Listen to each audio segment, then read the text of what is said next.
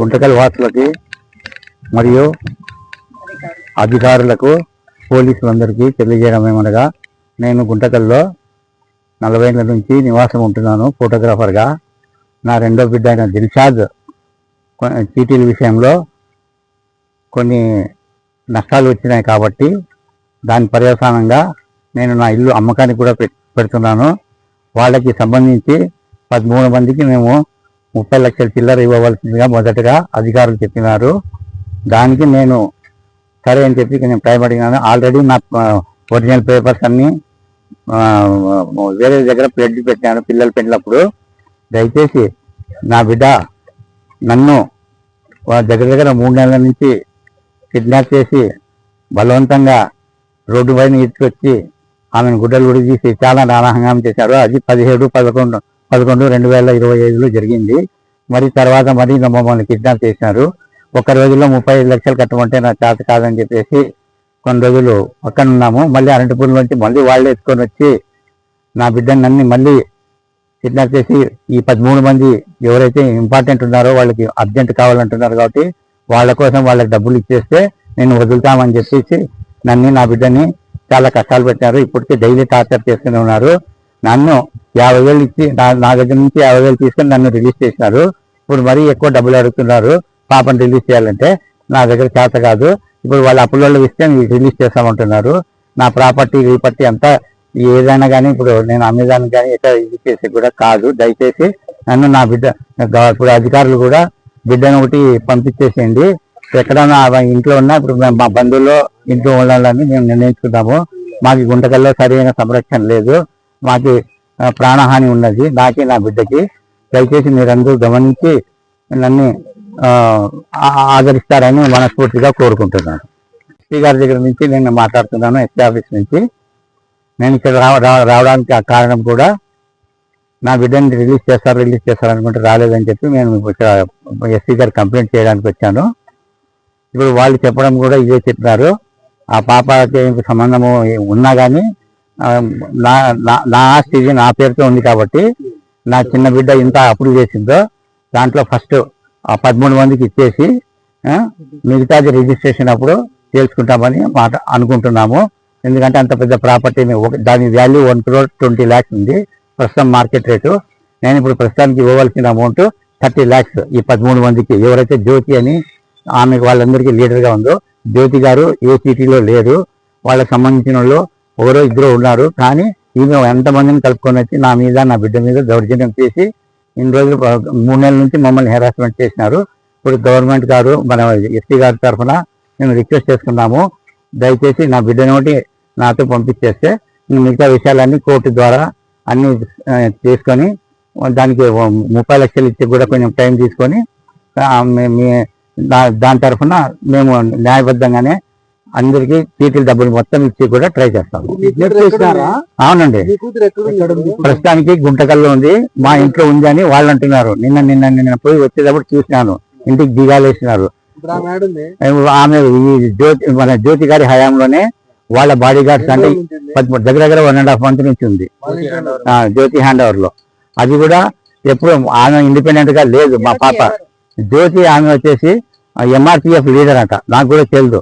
ఈ చీటీలు ఎప్పుడైతే వీళ్ళు 13 మంది పోయి ఆమెను కమిట్ అయ్యి ఆమె ద్వారా మాతో పోరాటం చేయమని చెప్పేసి మమ్మల్ని పురుగొల్పి ఆ అడ్డమైన మాటలు వల్గర్ లాంగ్వేజ్ లో నన్ను నా బిడ్డని చాలా హింసలు పెట్టినారు. అయినా నేను అన్ని ఓర్చుకున్నాను. ఇప్పుడు ఏమంటే వాళ్ళకి 13 మందికి డబ్బులు ఇచ్చేకి నేను ప్రయత్నం చేస్తున్నాను. ఆ డబ్బులు ఇచ్చిన తర్వాత వాళ్ళకి నాకు ఎందుకంటే నా ఆస్తి అమ్మకానికి కూడా లేదు, అంతా గవర్నమెంట్ చూసుకుంటుంది. ఎస్పీ గారు వాళ్ళు కూడా ఇదే మాట అన్నారు, పాపని పంపించేసేయండి దయచేసి. 13 మంది అమౌంట్ ఫస్ట్ సెటిల్మెంట్ చేసేయండి 1 month 1.5 months లోను, మిగతాది కావాలంటే స్లోగా చేసుకోండి అని చెప్పినారు. ఇది ఎస్పీ గారి ఆఫీసులో జరిగింది. ఇప్పుడు ప్రస్తుతానికి కానీ మహిళా విభాగానికి ఉన్నాను కాబట్టి ఈ పెద్ద ఆయన మా అన్న దగ్గరికి వచ్చి మాకు ఒక సమస్య ఉంది, నాకు గుంటకల్లో న్యాయం జరగలేదు, ప్రతి ఒక్కరూ నాకు వ్యతిరేకంగానే ఉన్నారు, మాకు సరైన న్యాయం దొరకలేదు కాబట్టి మీ దగ్గరికి వచ్చానని చెప్పేసి నాకు తెలిసిన వాళ్ళ తరపున ఈ పెద్దాయన నా దగ్గరికి వచ్చాడు. ఆయన సమస్య ఏమని నేను వినగా, చీటీలు నడుపుతున్న అమ్మాయి 30 లక్షలు అమౌంట్ కట్టాలి, 70 లక్షలు కట్టాలి, ₹1 కోటి కట్టాలి అని ఒక్కొక్కరు చెప్పగా, దాన్ని ఏదో సెటిల్మెంట్ చేసి 30 లక్షలకు జ్యోతి అని MRPS లీడరు గుంటకల్లో ఉంటుంది, ఆ అమ్మాయి వచ్చేసి ఇదంతా హ్యాండిల్ చేస్తుంది.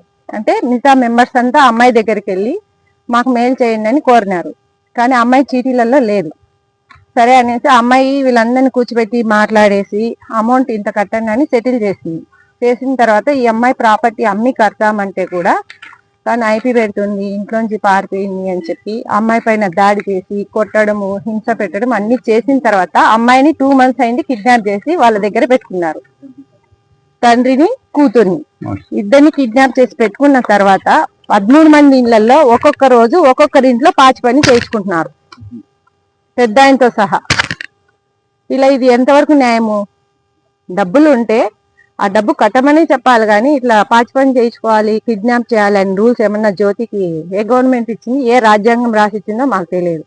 దాని మీద ఫైట్ చేస్తామని నేనే వచ్చాను.